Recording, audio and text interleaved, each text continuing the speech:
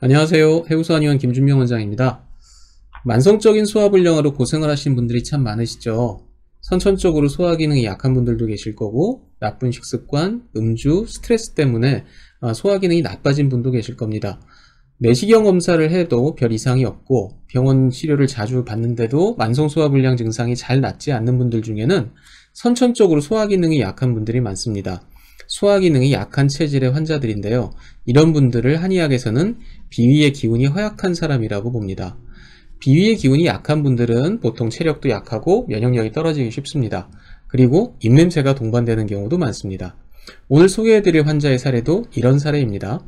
50대 남성분이신데요. 어렸을 때부터 소화제를 항상 달고 사신다고 말씀을 하셨습니다. 몇 년 전에는 헬리코박터 진단을 받고 치료를 하셨는데 이후에 내시경을 해보시면 항상 깨끗하다고는 하는데 소화불량의 증상은 전혀 개선이 되지 않는다고 하셨습니다.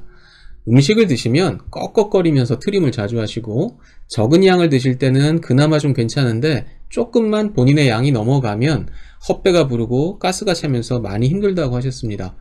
또 식사를 하시면 식곤증이 너무 심하다고도 하셨는데요. 식사를 하고 나서 헛배가 부르고 졸리면서 막 쓰러질 것 같은 것을 한의학에서는 식후도포라고 합니다. 이것은 전형적인 비위가 허약한 사람에게서 나타나는 증상입니다. 이분은 입냄새 또한 굉장히 심했었는데요.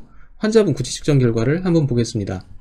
오레크로마 검사 결과를 보면 황화수소는 606으로 정상의 약 5.4배, 메틸메르캅탄은 105로 정상의 약 4배, 디메틸설파이드도 34로 정상의 약 4배 정도입니다. 다음은 할리미터 검사 결과를 보겠습니다.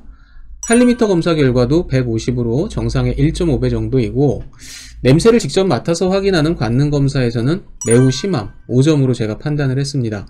직접 입냄새를 맡았을 때 양치질을 안 해서 나는 입냄새가 아니라 속에서 올라오는 냄새가 느껴졌는데 음식물 썩는 냄새, 또 하수구 냄새 같은 악취가 느껴졌습니다. 비위 기능이 약한 분들은 위장의 운동 능력이 떨어지기 때문에 음식물이 위장 안에 머무는 시간이 길어지게 되고 위장 안에서 악취가 발생할 수 있습니다. 이런 냄새들이 식도를 통해서 역류가 되면 심한 입냄새가 날 수 있는데요. 특히 이 환자분은 식곤증이 너무 심해서 식사를 하시고 나면 바로 쓰러져서 잠이 들다 보니까 위식도 역류 증상이 발생하기 아주 좋은 상황이었습니다. 환자의 혀도 한번 볼까요?